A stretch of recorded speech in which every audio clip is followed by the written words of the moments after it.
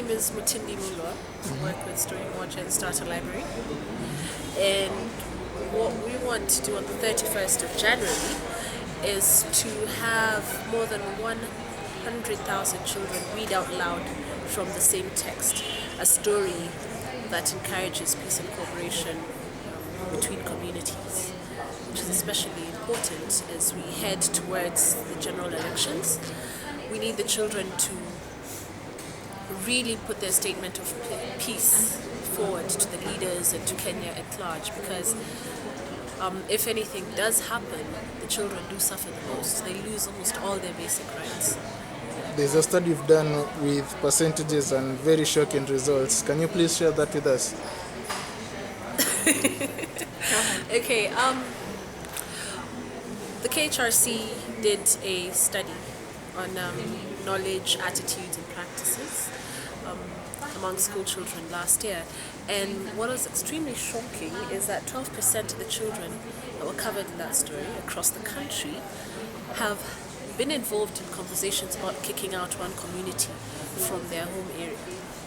Okay, these are children, supposedly and hopefully the innocent souls of the community, involved in such conversations. Also, the study showed that there's 37% of Kenyan children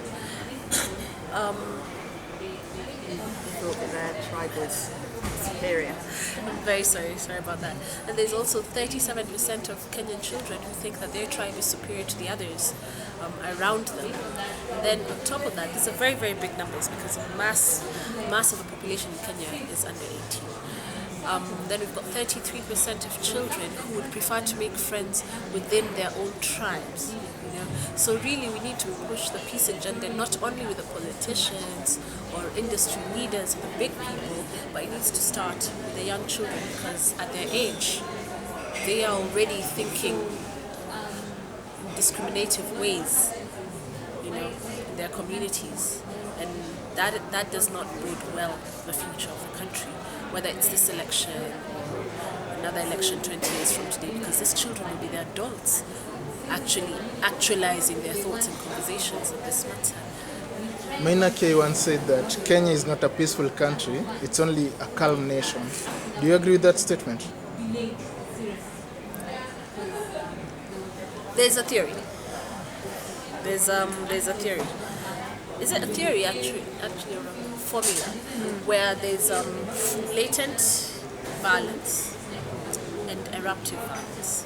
So a country, when it's a true peace, that means everybody's rights are covered, okay? There's no segregation, there's no economic stress, everybody has access to the basic needs so that they can focus on other things for moving the country forward. However, there's when things start going apart, when there becomes a big gap either economically or socially, where there are too many rich people, or rather too few rich people and too many poor people, or a minority feeling that they are superior to the majority.